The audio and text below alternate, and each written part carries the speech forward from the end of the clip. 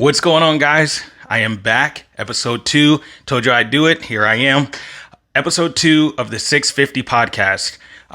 So a little bit of housekeeping before we go ahead and get started. First things first, the first episode. If anyone decided to go and watch it, thank you. No matter how far you got into it, that one's horrible. So we're going to count this one as the true episode 1, even though it's episode 2, because I want to leave that one on there. I figure if I delete it, I'm just kind of stepping backwards. So I'm leaving that one on there. But episode 2, here we are. And this one, hopefully, is going to be a bit more structured. Hopefully, it'll be a bit more entertaining. I took notes. I got notes right here to kind of follow and kind of lead some of the conversation. It's kind of difficult doing this thing solo and talking to yourself. But like I said, here I am. Another thing before we get started, anyone who knows me, most everyone I work with, people who I talk to, friends I've made at work, and then, my family as well, know that I have taken on learning to become a voice actor. So I'm still at very early stages. I have not yet gotten to the point where I'm booking work or anything of that nature. That is the plan, obviously. But as of now, I do have a few clips on my TikTok, so I'll put the link for that in the description. It's not, okay. So it is to get views, obviously. That's what you need when you want to get into the entertainment space. But just to get people to kind of see what I've been doing so far, and this is with zero training, zero classes or courses or anything on how to act, let alone voice act. So I'm kind of just learning on the fly, watching videos on YouTube of what current working voice actors do, things that they advise, and then kind of taking that and trying to apply it. Also, I've been lucky enough to have connected with a couple of currently working voiceover artists and who have taken the time out of their day to talk to me and just give me advice and guidance. Didn't ask for anything in return, so that was really appreciated from them. So I'm just trying to take in everything that I can and really learn this thing. I understand it's going to be a while before that becomes something that I can do full time and quit my current job. But until then, I'm going to continue practicing, and it would mean a lot if you could go just check out what I've done. I post the clips mainly on TikTok, and then I will share them to my other social medias. And you can find me pretty much on everything. I'm iMic Tech. I'm really the only active iMic Tech on the internet. But I'll throw the links and everything in the description or in the comment section for that. That being said, episode 2 of the 650 podcast.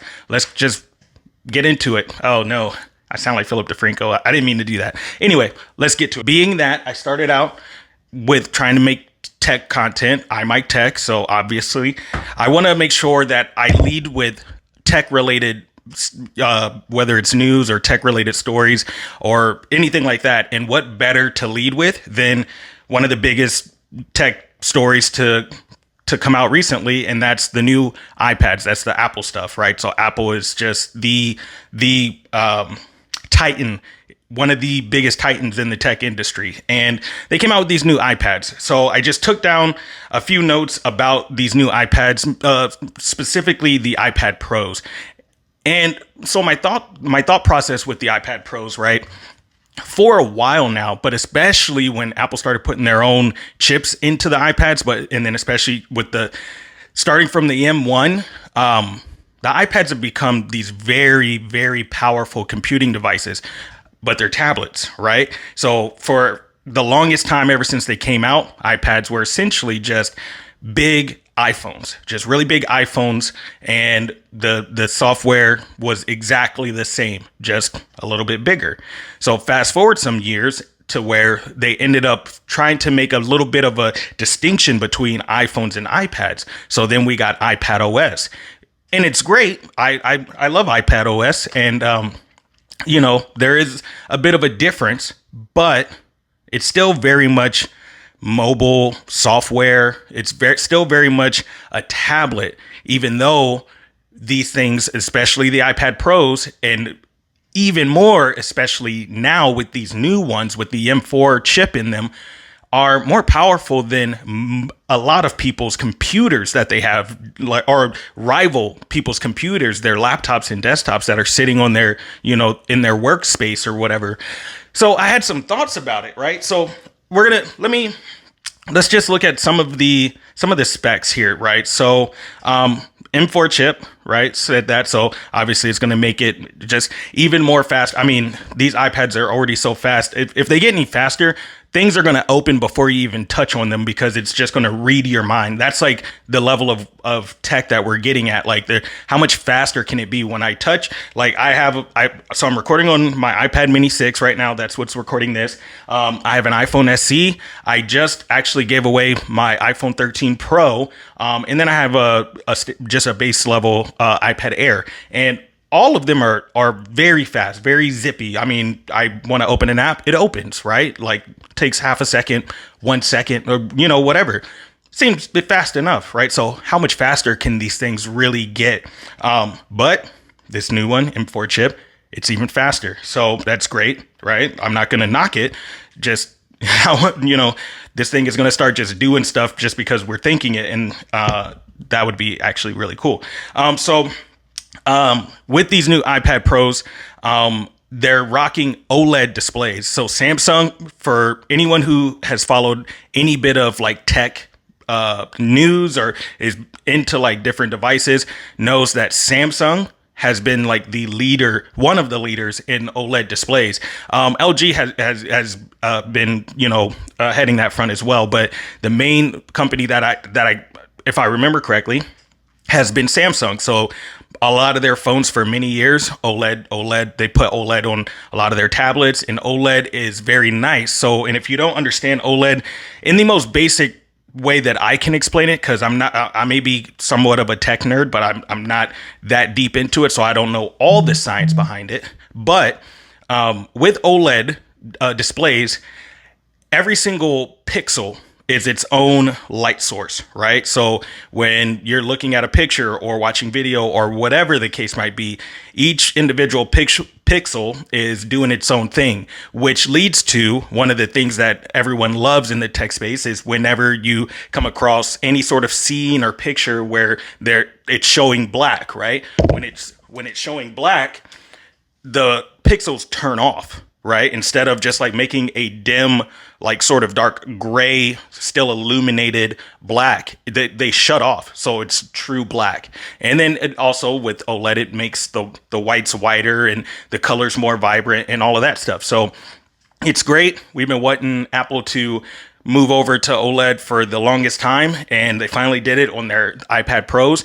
And the unique thing is that with these iPad Pros, there's another thing that they talk about in the tech space when it comes to the devices with screens and the visibility of the display in different situations, whether you're outside, you got a lot of lighting around you and stuff, and it's brightness, right? So, and they measure that in nits. I'm gonna be honest with you, I don't know what nits means, but just from what I've gathered from the videos and stuff that I've been watching about the new iPads is that these new iPads can now get to 1000 nits of brightness. So just grab any device, even whatever you're using to watch this right now, and just crank the brightness up, and however bright that looks to you, and it may feel like it just kind of blowing your retinas out, the new iPads get brighter than that, like much brighter than that. So that's something else that's pretty cool as well, right? So and that helps for especially outside visibility. So back in the day, OLED was actually pretty notorious for not being great to see in direct sunlight. Not for a long time until, and I think maybe Samsung was the company that started leading with like, let's crank these nits up so that you can see your phone screen when you're outside and the sun's shining and all that. So 1000 nits of brightness is just wild. Once again, that's great. I use my devices on the go quite frequently. I don't think I've been in a situation where I really have struggled to see the screens in recent years, but still 1000 nits, awesome. I'll take it. Thank you. But the other thing with these OLED displays is that what they're doing is they're actually calling it tandem OLED. they have two separate OLED displays that are working together to create the picture and create that brightness and illuminate the display. And that's what allows them to reach that high level of brightness, that high level of nits for the brightness, which is cool. And from some of the stuff that I've been watching, Apple seems to have been the first company to go ahead and put it into like a consumer product, like a portable, if you will, bring with you device with a display that you can use and interact with. Apparently, there's been other companies that have been doing tandem OLED displays for many years, since like 2017 or something like that. But that being said, we all know Apple tends to be able to say like, hey, introducing blah, blah, blah, and make it seem like they just created it, even though a lot of times Android devices, especially Samsung, has already been doing it. So it is what it is. I'm a big fan of, look, just innovate regardless, whether it's been done before or not. Yeah, it can be kind of cringy how it seems like Apple tries to sometimes take credit for things that have already been created, but also in a lot of situations, Apple puts their own spin on the way that they do the thing, right? So, give credit where credit's due. The tandem OLED, pretty cool, new technology that we're gonna have. Let's see, what else do we got? Oh, now this is wild, and I'm kind of in the camp of no one was asking for it, but also I guess it is cool. So these new iPads are even thinner, and what's wild is that the new iPad Pro, the 13-inch iPad Pro, is, let me see, did I write it down? 5.1 millimeters. Like this is a Kindle Scribe. I actually don't know how thick this thing is, and I got a case on it right now. If I were to take this case off for a moment, this is a really thin device. So I don't know if the camera's picking that up. I don't know how thick this is. If I find out when I'm uploading, I'll have it pop up somewhere on the screen, letting you know. But this is an incredibly thin device. So that's just wild, in my opinion. I have a little bit of a frustration, so I'm gonna kind of go into a little bit of a rant, because since I'm talking about the thinness of devices, these little things right here, and hopefully the camera's picking this up. I don't have a way to see because it's anyway. These camera bumps. So I already feel like in most situations when it comes to tablets, so I kind of like it. It works for the iPad mini because it's so small. It's kind of just like a little bit bigger phone. I mean, it's right there competing with the Pro Max or the Max versions of the iPhones. But most tablets, I don't understand why we're giving them rear facing cameras. Like, take that, because they still do the thing where they put the better quality camera on the back, but most people aren't running around with their big old tablets and taking pictures at, basketball games or out in nature or whatever. Like, we're not running around with this, right? So the camera bump, and if I'm being honest, camera bump also bothers me on phones as well. Like on this thing, the devices it's like a seesaw. It bugs the heck out of me because I'm a person, I don't like cases on my devices. I know I have a case on my Kindle. I've got cases for my Samsung. I got cases for my Galaxy Z Fold. I got cases for the Mini 6, for the iPad Air, for my iPhones. I got cases for everything. And I always buy cases because I hate sitting my phone on its back and then it's just wobbling around.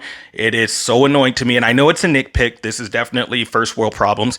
But it is what it is. I would rather take a thicker device and allow the back of my device to be flush, sit it down, it's nice and flat, right? These camera bumps, they're putting camera bumps on everything. I'm surprised my Kindle doesn't have a camera bump just for the hell of it, if I'm being honest. Like, they're putting camera bumps on everything. So that bugs me. That being said, 5.1 millimeters is wild. That's insane. And then it looks like, just from the videos I watched, that they did kind of doctor up the camera bump. It doesn't look as intrusive, or like, it doesn't look like it protrudes as much as the previous generation iPads did. So we'll see. I I don't know if I'm going to end up getting one of them.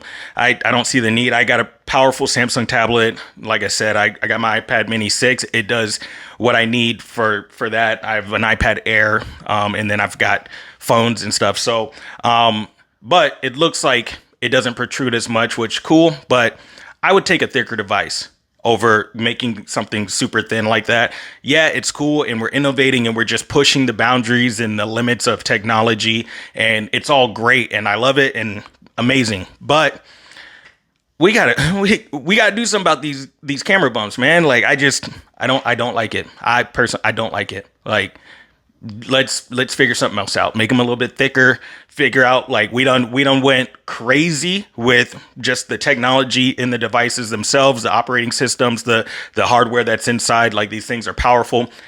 So let's work on this camera tech. Let's figure out how to make these camera modules like smaller so that we can, let's push that bump in, right? So that's just me.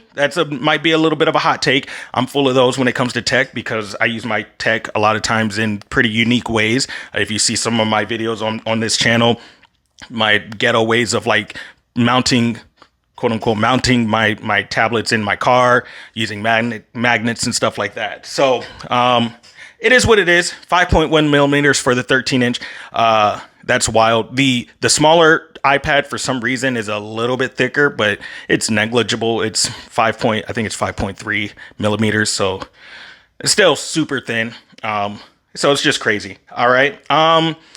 Let's see. Okay. And that's pretty much it. I'm not going to like deep dive really into all the specs and stuff like that. That's just a couple of notable things that like really people, your average person who's not a big tech nerd can really understand. I'm not going to dive into like all the different numbers when it comes to whatever chips and this, that, and the other. But I did want to talk about how powerful these things are. So I touched on it already a little bit, but the iPad, okay, these iPads, so they've been powerful for a long time. And now these iPad Pros that just came out with the M4 chip, they're so stupid powerful with that chip and the all the different, I forget how many cores are inside of this for the CPU, GPU, like all that stuff. But just these things are stupid powerful, right? I mean, I think the cheapest one that you can get for the iPad Pro, like, so if you want to get the 13-inch, I think the cheapest one you can get is like $1,100 or $1,200, right? And then it just goes up from there. I saw a guy post a video, and it wasn't the iPad by itself. You got the iPad, the keyboard, the new Apple Pencil, which I got to rant about these goddamn styluses as well. And he spent like over $3,000 or something like that, right? So, but they're powerful. So you can argue they're worth the money, but also, are they? So I don't know what Apple needs to do. My initial thought process was, okay, right? What's separating these very powerful iPads from, an iMac or a MacBook Air or a MacBook Pro or whatever, right? So obviously one of the main things is these are just a slab of glass and metal, right? And it's all touchscreen. Apple has yet to make an actual computer, any of their actual computers that are touchscreen. What else separates them? You need more accessories to do high level productivity. You can use the touchscreen and do a ton. I mean, you can essentially do damn near every and anything you want, just everything on the touchscreen. It will get a little bit cumbersome, but you can still do it, right? But one of the main, I don't know if you want to call it a drawback, but one of the main things that separates them, even outside of the hardware situation and needing accessories and all that, is the software, right? So iPad OS is still essentially, it's just like a bit more, I guess you could say, powerful version of mobile software, right? So you're still kind of using a giant iPhone, right? So, and I wondered, and I wrote it down that should Apple moving forward, should they have done it with this one, or should they moving forward make the Mac software, and they're going to have to adjust some things, right? So Windows learned the hard way because they didn't, and even still, I think Windows touchscreen stuff is not all that like friendly when it comes to touchscreen. But find some tweaks, some ways to configure it. But should a version of the Mac software instead of iPad OS or a mobile OS, should a Mac version of OS now be put on the iPads, at least the iPad Pros, right? And then you can really distinguish them from the other ones, because like I kind of listed off before, so I got the iPad Mini 6. I'm hoping Apple's going to come out with a new one at some point. They haven't touched this thing since it came out, and it's a little frustrating. I love it though, but it would be nice to get a bit more powerful one. Let's get some more like higher level specs inside these things, right? Like let's work on that screen. Give us an OLED. Also, and I said this in one of my videos, that what's up with not giving us an IP rating, right? Like on the iPads in general, but at least the iPad Mini. Come on, man. Let's get an IP rating. Just saying. Because I take this thing everywhere with me. Except the shower, because I don't want to kill it. But if it had an IP rating, best believe I'd bring it in there too. But so if you put some like version of Mac OS software that's configured for iPad Pros that does high level, because here's another thing, right? Whenever we talk about doing certain things like on a computer versus a tablet or a phone, right? Whenever it's a phone or a tablet, it seems to be a lot of times that these tools that we use, these different software things that we use to conduct work or play or whatever, on iPads and phones, we call them applications. A lot of times whenever you're dealing with a laptop or a desktop computer, they're called programs. And I don't know if that really means anything in the tech space. I don't know, but usually that's kind of how it just comes out. You got a computer and it's, open this program, right? So apps are programs, but we call them apps, and that just still kind of skews towards, mobile, lighter, not as powerful. That's just kind of the way, and I might be alone in that. Let me know like your thoughts on that, but that's kind of the way that my brain works when hearing that. So let's get an iPad Pro. Let's have the iPad Pros get a version of some sort of configured Mac OS where you are running computer level programs, right? Or apps, but programs on this touchscreen display, because it has all this horsepower in it, right? And one of the tech videos that I watched, they pretty much like kind of compared it to like having a supercar and you're stuck in traffic, right? You're in bumper to bumper the whole time, and this thing can go, just 0 to 60 in half a second, but you can't use all the power because you're in traffic. So in traffic in this situation would be the software, iPad OS, that's the traffic. So iPad OS is the traffic jam for these super powerful laptop computer, desktop computer rivaling slabs of glass and metal, right? They're so powerful, but they're stuck in this space that I don't think they belong in anymore. That's my opinion. I don't think iPads belong, at least the iPad Pros, right? So I want to make sure I make that distinction. I don't think the iPad Pros belong anymore in this light mobile application, space, right? You want to be able to, because the nice thing, obviously, one of the big things about tablets is because they're bigger, you have a much bigger canvas to do work on and all that. And then some of the accessories are very portable as well. So you can set up shop kind of anywhere, and then you can get work done or whatever the case might be. And then you pack up very quickly and you're on your way. Whereas a desktop, or even if you use a laptop, but then you got your kind of desk setup, a lot of the accessories that you're going to use for your laptop, you kind of got to leave them on the desk. Like it's going to be a lot more with way more wires and all that stuff, right? So I don't know. I don't know if it needs to be a version of Mac OS, like when you turn on a Mac or a MacBook and you see like that, how that software looks, if it needs to be that necessarily, or if they need to find a way to, with the current iPad OS, make it compatible where you can utilize the desktop level programs to do work, right? So because they've made Logic for iPad, and they've made all these different like video editing and photo editing programs for iPad, and it's still not what the computer, laptop or desktop version is. And a lot of times those ones, the computer versions, are still more powerful, more feature rich, more settings, more, all of these different things, more configuration available, or whatever the case might be, right? So that's my take on the new iPad Pros, right? The iPad Air, the base level iPad, leave those where they're at. That's perfectly fine. Part of me doesn't understand why we still have base level iPad and then iPad Air. I feel like the iPad Air should just kind of become the base level, maybe even take the Air moniker away from it, because, and especially now, because you got the iPad Pro that's thinner than the Air, and the Air, the whole point of the Air line, or one of the points of the Air line when it first came out, was that it's light, like air. You think air, you think light, lightweight or whatever.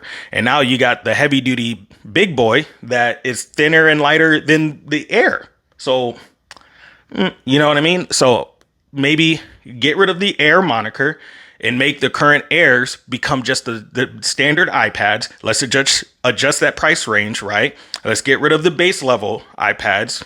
I don't think we need those anymore. Let's update the iPad mini, please. Let's get a new version of this, IP rating, OLED, right? And then for the iPad Pros, let's get some sort of computer level software running on this thing so that it can become a person's primary work, device, right? You can just have that, and then you can pick it up and you can still get so much work done, even if all you have is the Apple Pencil and the slab itself, and you can still get work done because you're running these high level programs, right? And you're no longer confined by the mobile constraints of the mobile software, right? So that's all I got for that. Yeah, there's probably another hot take. And while we're at it, when we're talking about thinness and everything, okay, all right, this thing keeps timing out on me. I want to talk real quick about styluses, right? The Apple Pencil, even the pen for the Kindle, the S Pen for the Samsung tablets. Look. Enough with this shit. Okay? Enough. Enough. Once upon a time, there was a little company, you might have heard of them, called Samsung. And what they used to do was make these fun little styluses. Give me 1 second.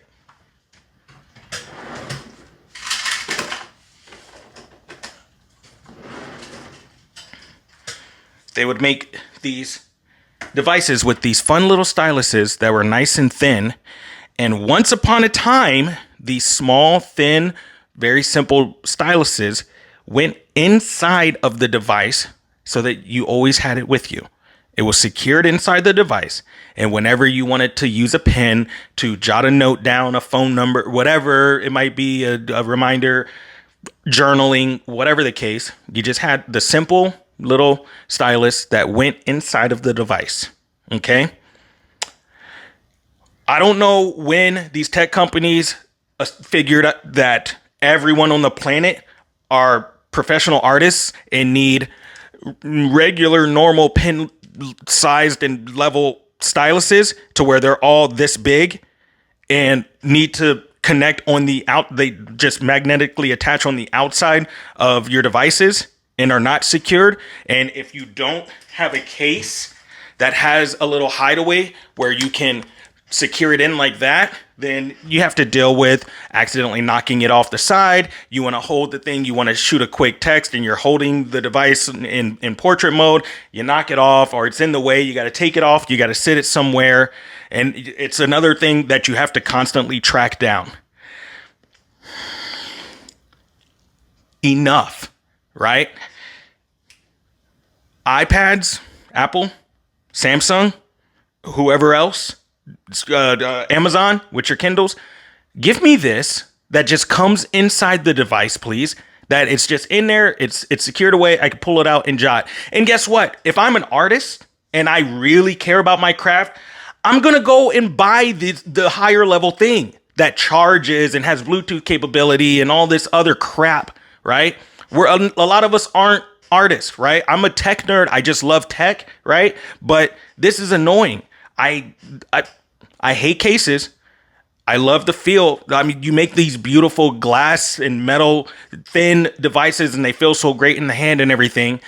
I don't like having to keep track these down, and I go to take the thing out my bag and the pin fell off and and I know, once again, first world problems. I get it. Don't at me. Enough is enough. At least the one thing that Samsung is doing right, and Amazon as well, is that their styluses come with the devices. So I appreciate that, right? But we need silos in our devices, right? Make it this small. I'm fine jotting down little notes and stuff real quick, and I'm fine using this, right? I'm fine.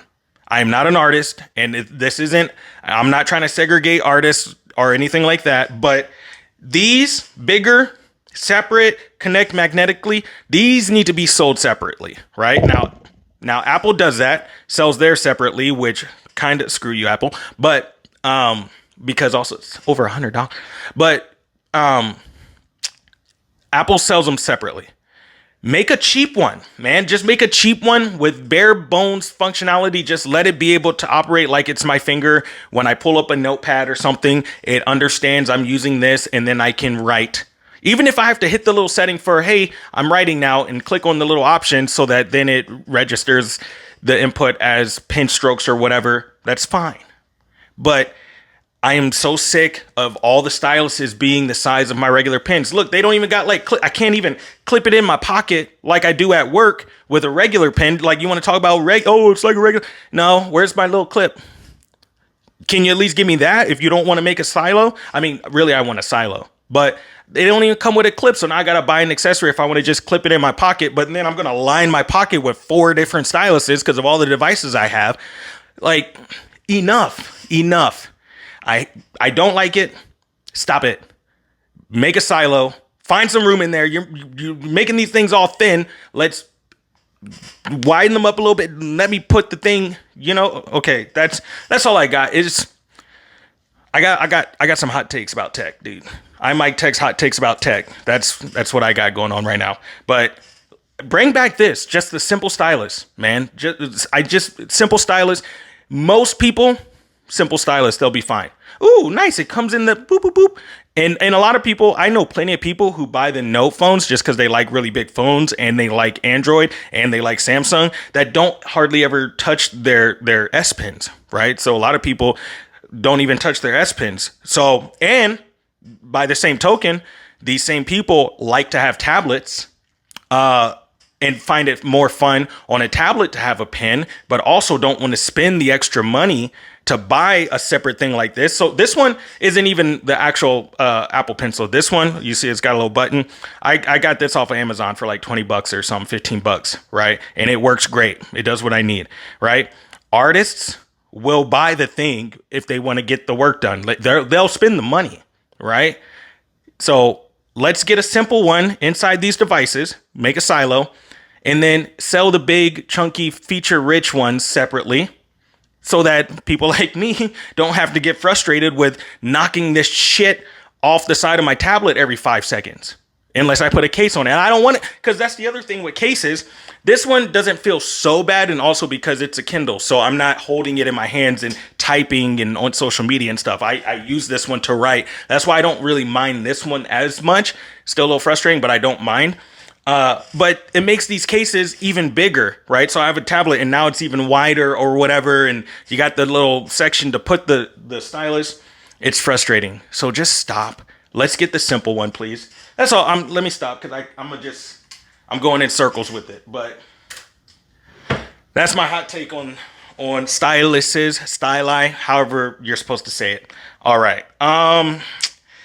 And that's pretty much it. So the new iPads are coming out. They look awesome. I probably won't get one. I'm going to I'm gonna employ a ton of self control, because most people who know me and who have known me for many years know I usually will try and jump on the new hotness when it comes out. But everything that I have gets done what I need it to do, so I don't really have a need to jump over just yet. So. And with everything that I said, I would love to know any of your opinions. Are y'all down with the big stylus and the magnetic connecting? Would you prefer a silo? What do you think about some form of Mac OS or a new version of iPad OS that mimics Mac and allows for iPad Pros to utilize Mac programs so that people can get some serious real work done? I'd love to know your thoughts on all of that. And that's all I got for the tech stuff, right? So we went kind of long. I've spent like almost half an hour going on about just the iPad. So let me know your thoughts on that. Moving right along, I don't have a good segue for this, so just going to move on to the next topic.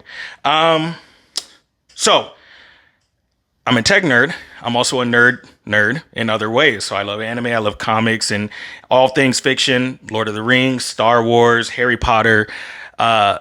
Pretty much if it's fiction, fantasy, any of that stuff, I'm in there. I love it. X-Men 97.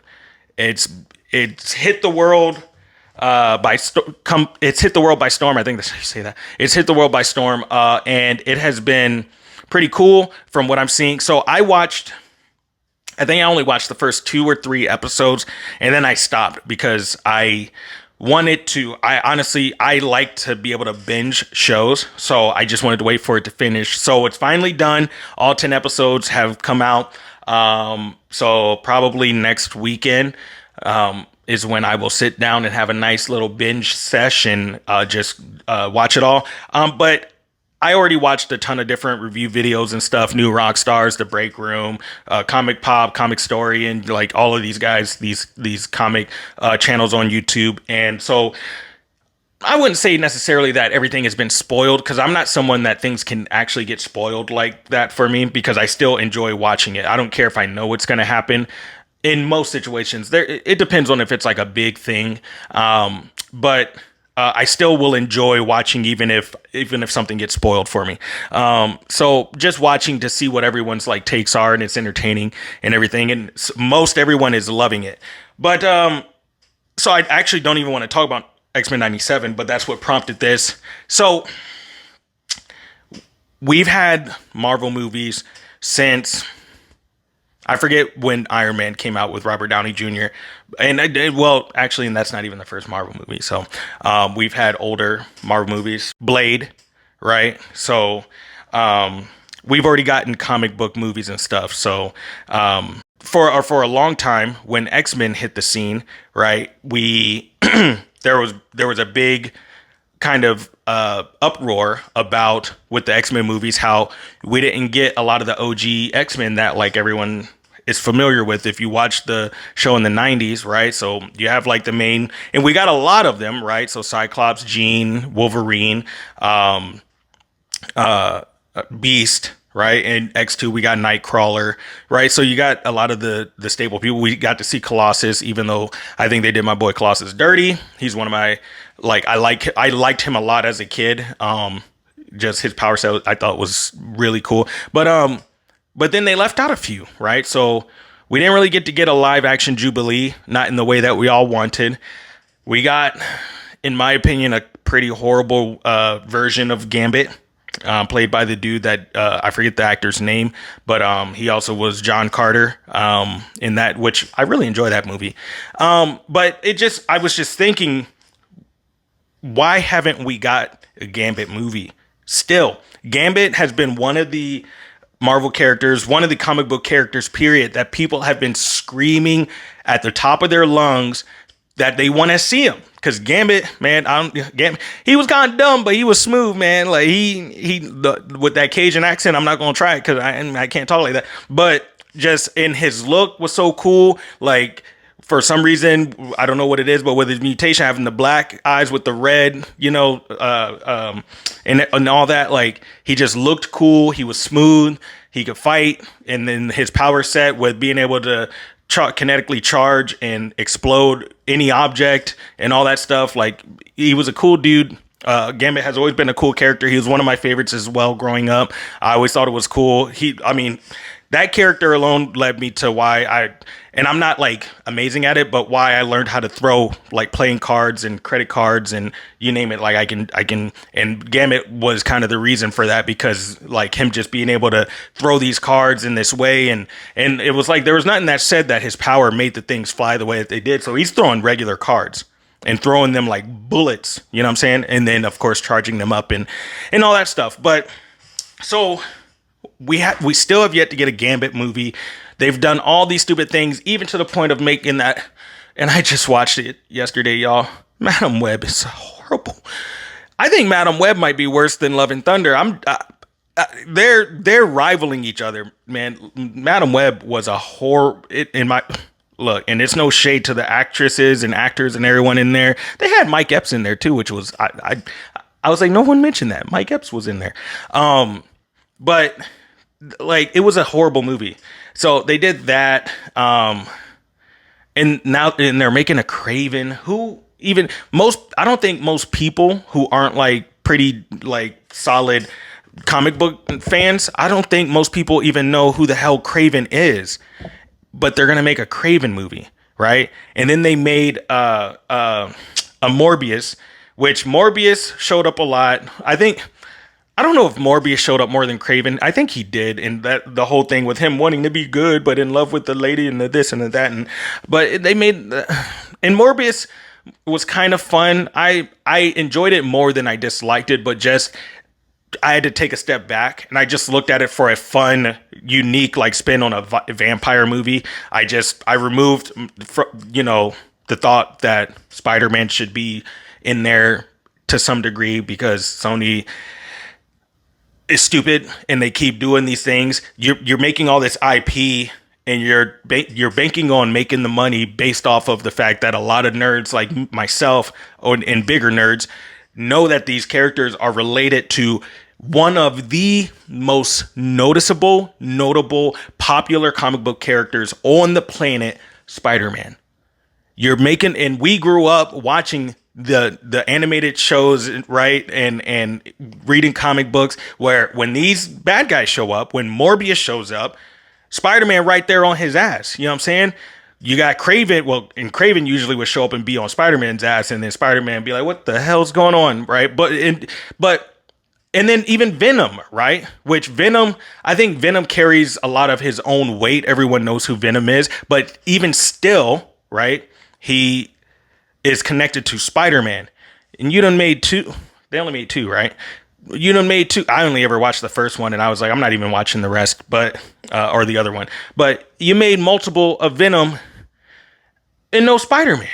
That don't make sense, especially because of anyone who knows, like, Venom, like, the symbiote, like, created his, like, whole look and demeanor and stuff because of his affinity towards, or I don't know if you want to call it obsession or whatever, towards Spider-Man. Like, anyway, I'm getting off track. But so Gambit, we haven't gotten a Gambit movie, and I kind of wanted to give like my pitch of what I think might be an interesting Gambit movie, and you can let me know what you think. Okay, so obviously we'd want to get a prequel of like how he came to be, and I'm thinking, we can like, let's bring it back in the day to like when he's a youngster, right? So we follow him as a kid. Maybe it's something to where he gets his powers a little sooner. I know typically like mutants get their powers like during puberty. Maybe in Gambit's situation, he gets it before puberty, maybe, or it doesn't have to be that way. I just wanted to throw that little twist in there because why not? Because I don't know. That's the other thing. Outside of the comics, I never read a ton of comics, so I don't know Gambit's like backstory thoroughly like that.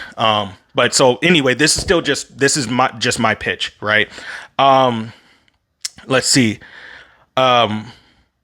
Obviously he will develop this like kind of demeanor and mentality of like seeming like he's out for himself all the time. And we've seen it a million times, but I still really like it whenever it happens, where you got that character that seems like a selfish asshole, and then they put themselves they interject themselves into certain situations when they see something is going very sideways for someone else who can't defend themselves, and then they kind of, disappear or whatever, right?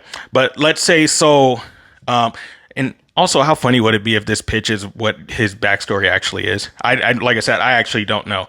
But let's say so, Gambit, living on the streets, learns how to become a thief and all that stuff, learns how to fight and whatnot. And how about he meets a girl, right? And he's still young, young teen, mid-teen years or something like that, or late teen years even. But like, let's have him still be pretty young, right? He meets a girl who is down bad, like in a bad situation, who he has to save. It's a stereotypical sort of damsel in distress type story, I know, and we've seen it done a million times as well. But anyway, and let's have it be that through the course of this movie where he meets this girl, develops feelings for her, let's say even she develops feelings for him. She could either be a mutant or not a mutant. Either way, it doesn't really matter because she's going to die. Right. And so it's this whole thing of like him, even though he's like kind of been out for himself and everything, he always will randomly kind of interject himself into these situations to help someone, comes across her, helps her, and realizes how much trouble she's in, and he kind of sticks around and keeps helping her.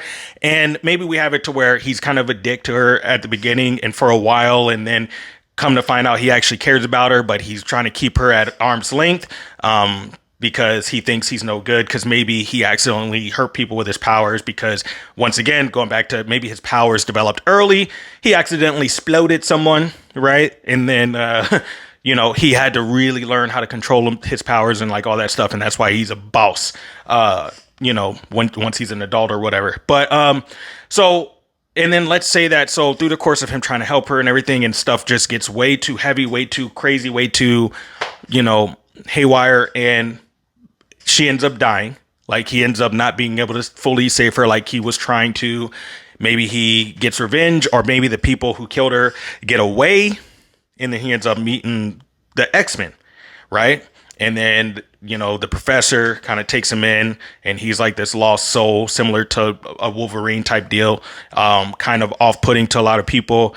And then let's say he's a little bit older, still like young adult, early mid-20s or something like that, right? By this time. And he gets to like the X Mansion or whatever, like gets brought in by the professor, and he's like, whatever, dude. Like, he goes to like listen to this old bald dude that can't walk, listen to his like pitch, right? And let's say that maybe he's there at the mansion for a couple days or something, and not all the X-Men are there because maybe a team is out who consists of who knows whatever characters. Maybe it's Storm, Nightcrawler, and Rogue, or something, right? And then they get back from their mission, and he happens to be walking through the courtyard or the hallway or some corridor or whatever, and around the corner, Rogue, and guess what? Rogue looks just like the girl that he was trying to help. So immediately, boom, he's like already kind of locked in, like, yo, because she looks just like the girl. And we can even say like, but the girl had, didn't have the white streaks. Rogue has the white streaks, but still same hair color, same build and everything. And, we don't have to say that she sounds the same. She could have a different voice, but it's like the look, right? And so just based off of that is what makes him like, what? Maybe I'll stick around for a little bit. Let's see what they talking about over here, right? And then we get into the stories that we know of, like Gambit being all like in love with Rogue and everything, and them having their little back and forth, but she can't touch people and all that stuff. So I don't know. That's my pitch for like a Gambit movie. Like, I know that I kind of went over some of the tropes that we see a million times, but I think we see them so often because they work. And it's interesting if you don't. I mean, I kind of spoiled the whole movie right now. But it'd be cool to still see it play out. So let me know what you think about that, or if you have your own like idea or pitch of what you think would be a cool like live action adaptation of what Gambit's story would be like, before he, met the X-Men and whatnot. Because we even could, because like in that horrible, Wolverine X-Men Origins movie where Wolverine and Gambit met, but he was still kind of like living life kind of as like a nomad or whatever, maybe, and like kind of tricking people and stuff like that. So you could even throw that in there, that once upon a time through the course, he maybe ran into Logan at some point, and maybe it was before Logan even joined. So maybe Gambit's a little bit younger. Maybe he tries to steal something from Logan, but because Logan's got more powers than people realize, because he can smell real good and hear and stuff, and he catches him trying to pickpocket him or something, and then Logan maybe becomes like that older sort of like mentor character, but also kind of like, piss off kid, but also like, don't get yourself in trouble, you little shit. I don't know. I'm just spitballing. But so, yeah, let me know what you guys think about that. But so, I think it would be cool, but I think it's long overdue. Like, Gambit's one of the OGs, just like Jubilee. And it is insane that these studios are doing all these other things while you got 1,000,001 fans out here saying, hey, Gambit, please. Hey, Jubilee, please. Right? Like, even, hey, can we get some more information about Nightcrawler? Can we see more Nightcrawler in live action? Like, you know what I'm saying? Like, so they're kind of sitting on these other characters that are so interesting, and they're focusing on these big ones that they miraculously made connections with these actors that have portrayed these characters to such a degree that you almost want to call them by their character name if you see them in real life. Like, it's sometimes hard for me to remember Robert Downey Jr.'s name is that, right? Because he embodied Tony Stark, to such a crazy degree. Hugh Jackman with Wolverine, same deal, right? Like, so some of these characters, yeah, they really solidified. So that's all I got for that. And that's all the nerd stuff for this episode. So we're almost hitting an hour. I was going to do 2 stories. I wanted to do an Am I the Asshole? And I wanted to do just about this TikTok that you may have seen. And actually, I'll just talk about that one, because the Am I the Asshole, the Reddit story, I would have to play. Well, we'll see how far we get with this one. Let's play it by ear, actually. All right. So you may have seen on TikTok, if you ever get stuck in that black hole that is that app. And there was this black lady who had this whole point of view, and I never went and seen, and I don't even know if the original video is still up or whatever. I don't know how people are posting her, or because I didn't even bother to go look for it. But there's this black lady who posted, and it shows a little clip of her saying, "Why do white people adopt black children?" Right? And then just based off of the stitches that come in on it, I can only assume that she has some probably sort of bigoted things that she says about said topic. And I don't want to get too deep into the woods on this one or whatever, because I mean, I'm just, I'm just a regular person, but I am a dad, right? So technically speaking, I have 3 kids, but I actually have 5. I have bonus twins, and then I have 3 of my own who came from my own DNA. Their mothers are not black, so I have mixed babies, right? Or mixed children, because none of them are babies anymore because I'm old. But so just as a parent, and I can't speak for like foster parents or adopting parents or anything like that, but just as a parent, one of the most important things, at least that where my mind is at when it comes to my kids, pretty much 10 times out of 10, is giving them what they need. And that actually supersedes things that they want. Now, I try to give them everything they want too, but I'm just one man, so it does get difficult. But and the reason I bring that up of focusing on what it is that my kids need, whether they need a stern talking to, or whether they need encouragement or praise or kudos that, hey, you did great on your dance recital, Kira, or Caden, you're killing it in your track meets and running and all that stuff, and you're the most awesome eldest son a dad could ever ask for, or Lucy, you're a crazy child, or any, just whatever they need, whether it's encouragement, whether it's monetary in the form of clothing or shoes or food or whatever, right? So focus on what they need. So something that I saw a lot in each clip, each video that I came across on TikTok, I would kind of dive into the comments a little bit and just see what people were saying. And so many people commented on these videos that, were making the claim. And obviously it's the internet, so we have no way of knowing if a lot of these people are telling the truth or not, but let's just assume that they are. And yet a lot of people claiming, hey, I adopted kids. And, we love them. They're our children. Right. And I can empathize with that, more than people may know or realize, because my bonus twins, Melody and Zoe, right?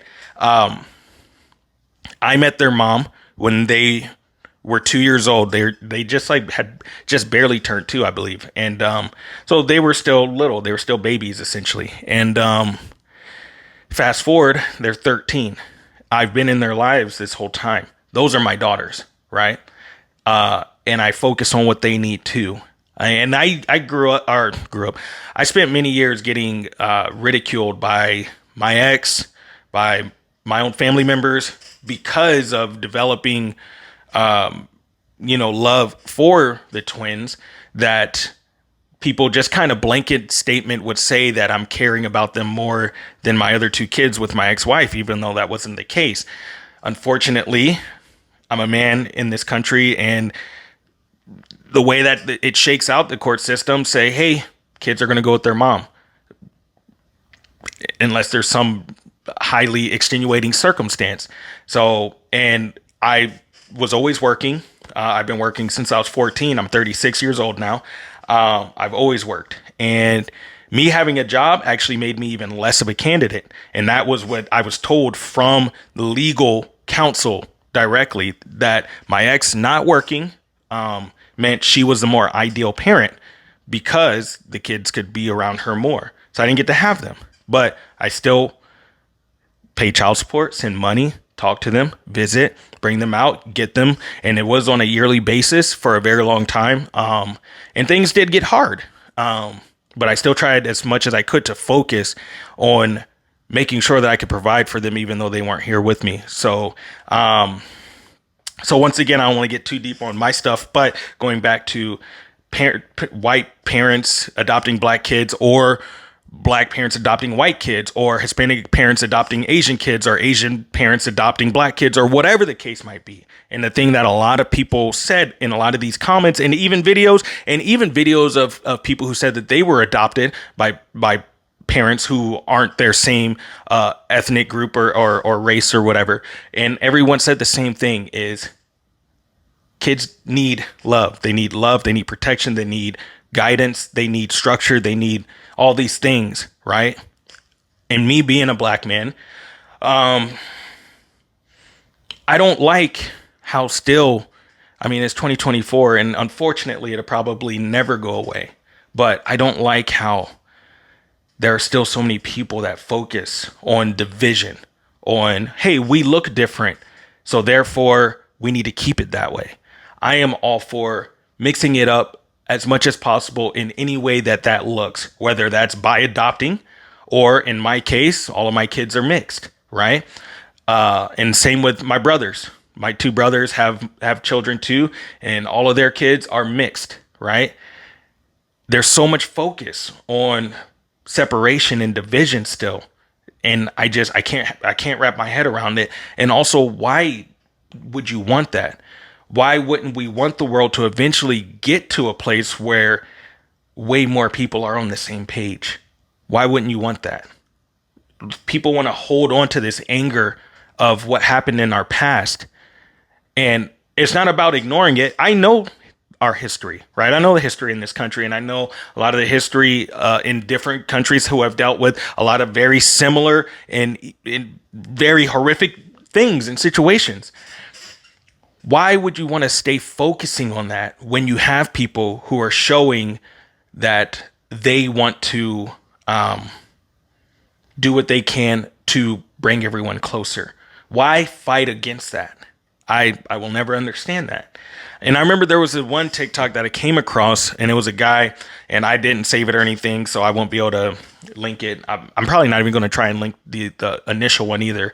But it was a black guy, and he was saying how in one of the stitches, so it plays the little clip of the lady saying that line, "Why do white people adopt black children?" or whatever, and she seemed very bothered. And then it flips, like next scene is or the next shot is a white gentleman who poses the question, and he says something along the lines of, "Well, tell me this: why are there so many black children that need adopting?" Right?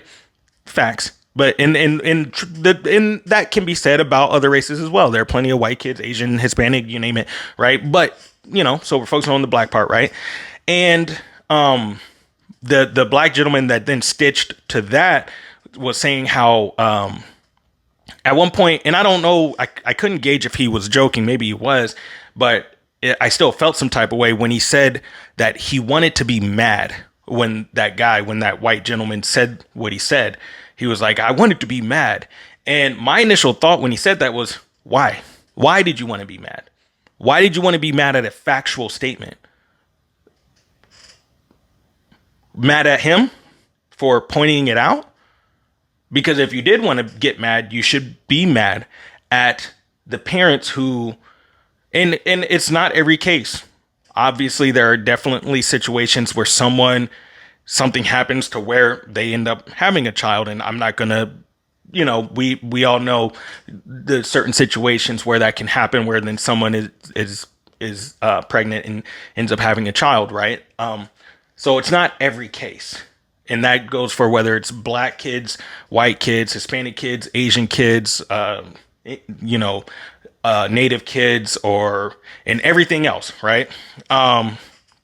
But when he said it, to me, it sounded like he was saying he wanted to be mad at the guy for saying that. And I just remember thinking, for what? Be mad for what? He's not wrong. There are tons of black kids that are in the system and there are tons of black kids that aren't in the system, that the system might be better than the homes that they're in, right? Like, we need to point out these things that are not okay in our society, in our country, in our cities and neighborhoods and all that stuff. And we need to bring them to light. So many people are more focused on who Justin Bieber is hugging and kissing on versus, these more serious situations like that, or, like how our government is like, we need to get rid of TikTok. But yeah, you still got homeless people taking craps in the street, and you know what I'm saying? And like, inflation is just out the wazoo, and people are struggling, myself included, right? Like, you got all these things where people need help, and you're trying to focus on things like, let's take away this app because it was created by the Chinese. Like, look, I'm not going to dive too into that either, because at no point do I want this podcast to become something that really dives into all that craziness. Like, these things are what they are, and I watch stuff and I read things about them. And look, national security is important, right? But there's just something to be said about how fast our government can move on something like wanting to try to get rid of an application because a different country created it.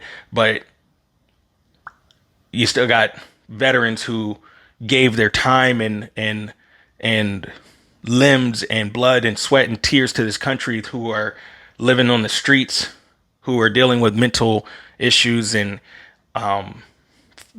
financial issues and things like that. And you drag your feet when it comes to stuff like that. So that's all I'm going to say when it comes to that. But I just wanted to get people's thoughts on that whole situation, and like your thoughts. It'd be fun. It'd be weird if people jumped on here like, yeah, screw white people and adopting blacks and blah, blah, blah. But look, if that's how you feel, that's how you feel. I disagree. I think we should all focus on mixing it up as much as we can, because we all bleed red. We all need oxygen to breathe. We all need sustenance. We need food, right? And we all just want to live. We all want to be happy. We all want to find some sort of enjoyment in the short lives that we live, because in the grand scheme of time, you know, living till you're 80 seems like a long time to us, but that's nothing in the grand scheme of time. So while we're here for as short a time as we are, why focus on the anger? Why focus on that stuff? Like, understand that it happened, but the way that you move forward is by making a change, focusing on the pain and being angry. And when it, even when it comes to pain, real quick, I'll just say, like, don't get me wrong, I have experienced racism in my life, right? I'm a 36-year-old man living in America, and I grew up in Maryland. You don't think I ran into some stuff before? I have. But I always take those situations as moment in time. That's a moment in time, right?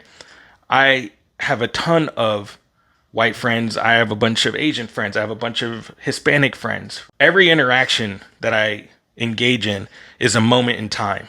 So when that racist, I'm sure he was a racist white cop, told me that the car I was driving looked too fancy for someone like me. Well, I took that as that cop saying that, because my white friend Wade or my white friend Chris, they don't think that way, and we kick it all the time, right? And I have no anger towards them, even though they're white, because they didn't do nothing to me.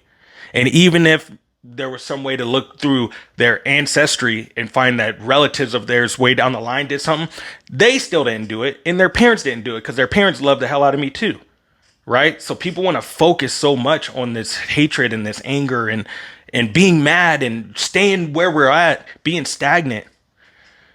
Why don't we focus on moving forward, man, making a change? That whole saying, be the change that you want to see in the world. You should want to see a change. And sometimes it seems like the people who focus on the anger don't want things to change. They want to keep it that way. They want to keep things separate. That's why I love videos that I come across. Like, there's this one guy, and I think he's a white guy, but he travels, right? And he goes around a lot of like Asian places, especially. Those are mainly the videos that I catch. But and the dude can speak like fluent Mandarin or Cantonese, or maybe both, or like some of these other languages. So he'll be like in a shop, and then he'll start talking, and I love the reaction of the locals there, that they're like, yo, you can speak this, that's amazing, and they praise him, and they're like, oh, this is so awesome, like, and they get excited about it, right? That someone outside of their culture took the time to learn, and but not only learn it well, and do it good, and do it justice. More people should focus on being like that. We should all focus on that. Mixing it, man. Like, bring people into the culture, right? So that's like, there's also the thing like the black wife effect, which is another common thing that I've been seeing on TikTok lately. And I think it's awesome, and I think it's so funny, and it's cool. And I remember coming across another TikTok that just was like, let's spread a little anger and hate and all this stuff. As far as I know, I haven't seen any yet, but there are billions of people on this planet, so maybe they're out there and the algorithm hasn't brought it my way yet. But I haven't seen white wife effect, or Hispanic wife effect, or native wife effect, or any of that. I haven't seen any of those yet. But this individual is a black guy who decided to point out, oh, if it was turned, like, flipped around, and they were saying white wife effect, everybody be mad, blah, blah, blah. For one, you don't know that if you haven't seen it. And I think in his video, he even said he hasn't seen it. So shut up right there. Shush. Right? Like, you haven't seen it to know if people are going to hate on it. How about you give it room to breathe and let people do it, and let's let everyone enjoy that as well. So many people are trying to knock stuff like this down. I think it's awesome. I think it's cool that for these men to have a feeling of like, when I met this woman who I consider the love of my life, she changed me in a way that I enjoy. Like, being with her elevated me to this way that I really enjoy. And I feel like we complement each other better and all that stuff. And, because people try to like assume that, oh, well, maybe these women are controlling, maybe they did this, that, and the other. You don't know their situation, but they're promoting happiness and love and enjoyment and building each other up. And even just because that's the thing, a lot of people, when they meet the person that they love, they say that this person elevated me, they made me better, this is my better half. People always say that when you're with someone, whether it's married or you're dating, here's my better half. A lot of people say that. So that's all the black wife effect is saying This is my better half, and I feel better because of her. Why would you try to knock that down? I'm bothered by the fact that human nature seems to want to focus on the negative so much. I feel like we should all do more work to try to put more emphasis on the positive. Let's praise the positive. Let's lift the positive up. Let's share the positive more than these negatives. You come across a negative one, don't even like it, don't even repost it. Just swipe past that one. Let's not let the algorithm get fed that negativity. Come to the next one that's positive. Repost that one. Hit a like on that one. Put a comment on that one. You know what I'm saying? Like, we need more positive in the world, man. And I know people know that. But, you know, it's an uphill battle. So I'm gonna hop off my soapbox with that. We're at an hour 12. I don't think I'm gonna keep going. I'm gonna save the Am I the Asshole story for the next episode, for episode 3 of the 650 podcast.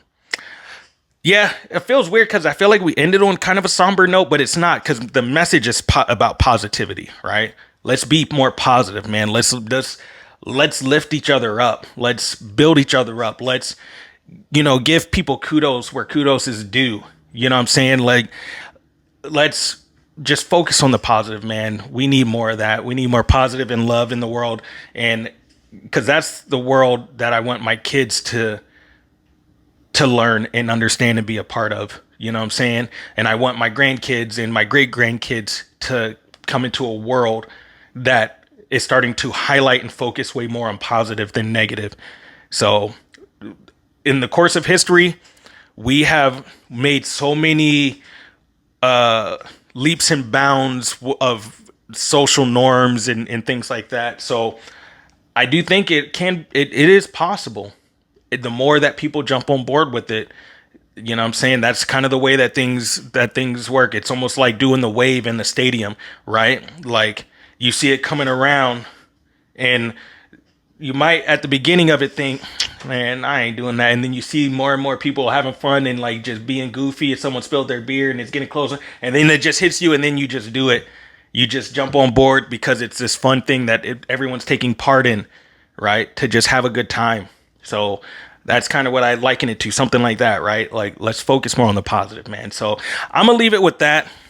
If you got to this point, a little over an hour in, thank you so much, man. I appreciate it. Look, I'm solo dolo right now. I hope to eventually have people on so that I can talk to someone and kind of bounce ideas a little bit better.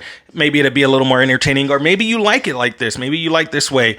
Let me know one way or the other, but I appreciate you for watching, getting to this point. Thank you so much for your support in any way that you can. If you want to, like this or share it and send the link to people, tell people about it, whatever the case might be, any of it, I do appreciate it. Thank you so much. And that's all I got. So with that being said, I will catch you guys in the next one. Take care.